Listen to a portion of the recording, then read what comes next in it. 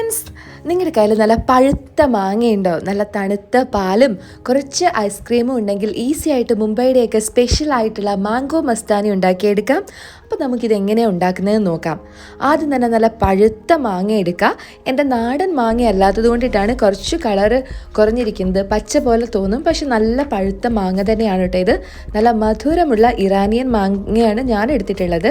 So ഇതേപോലെ cut ചെയ്തിട്ടുണ്ട്. എന്നിട്ടൊന്ന് ഒരു പീലർ വെച്ചിട്ട് പീൽ ചെയ്ത ശേഷം നമുക്ക് ചെറിയ പീസുകളാക്കി കട്ട് ചെയ്തെടുക്കാം. ചെറുതായിട്ട് കട്ട് ചെയ്തെടുക്കുമ്പോൾ പെട്ടെന്ന് അരഞ്ഞു കിട്ടും. അതുകൊണ്ടിട്ടാണ് നമുക്ക് ആദ്യം എടുക്കേണ്ടത് ഈ മാങ്ങയുടെ പൾപ്പാണ്. സോ ഇതേപോലെ കട്ട് ചെയ്തിട്ടുണ്ട്. ഇത് നമുക്കൊരു ജ്യൂസറിലേക്ക് ഇട്ട് കൊടുക്കാം.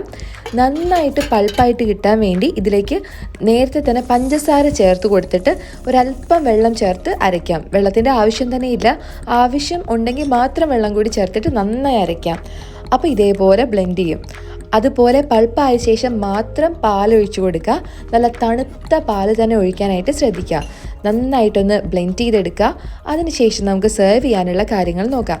ഒരു ഗ്ലാസ് എടുത്തിട്ടുണ്ട്. അതിലേക്ക് ആദ്യം തന്നെ മാങ്ങ കട്ട് ചെയ്ത ചെറിയ ചെറിയ പീസുകളാക്കിയത് ഇട്ട് കൊടുക്കാം. അതിനുശേഷം നമുക്ക് ഐസ്ക്രീം ചേർക്കാം. ഇതിലേക്ക് വാനില ഐസ്ക്രീമോ അല്ലെങ്കിൽ മാംഗോ ഐസ്ക്രീമോ ചേർക്കാം.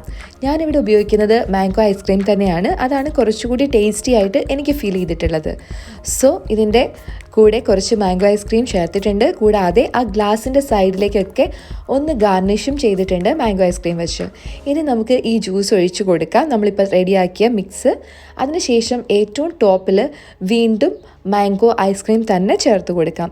നിങ്ങൾക്ക് വേണമെങ്കിൽ സ്കൂപ്പായിട്ട് തന്നെ ചേർത്ത് കൊടുക്കാം, അല്ലെങ്കിൽ കുറച്ച് നേരം പുറത്ത് വെച്ച ശേഷം ഇതേപോലെ റെഡി ടു ഈറ്റ് എന്നുള്ള രീതിയിൽ നന്നായിട്ടൊന്ന് മിക്സ് ചെയ്ത് കഴിക്കാവുന്ന രീതിയിൽ തന്നെ ഒന്ന് തണുപ്പ് മാറ്റിയ ശേഷം ചേർത്ത് കൊടുക്കാം. അപ്പോൾ എനിക്കിഷ്ടം ഇതേപോലെ ഒരു കൺസിസ്റ്റൻസിയിൽ ചേർത്ത് കൊടുക്കാനാണ്.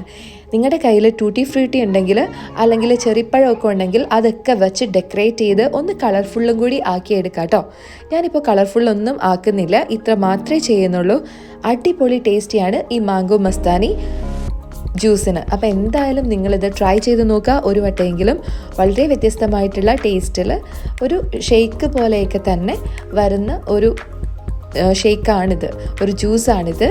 സോ നിങ്ങൾ എന്തായാലും ട്രൈ ചെയ്ത് നോക്കിയിട്ട് അഭിപ്രായം പറയാം. ഇതേപോലെ ഈസി പീസി ആയിട്ടുള്ള റെസിപ്പീസിന് വേണ്ടിയിട്ട് എൻ്റെ ചാനലൊന്ന് സബ്സ്ക്രൈബ് ചെയ്തേക്കൂ.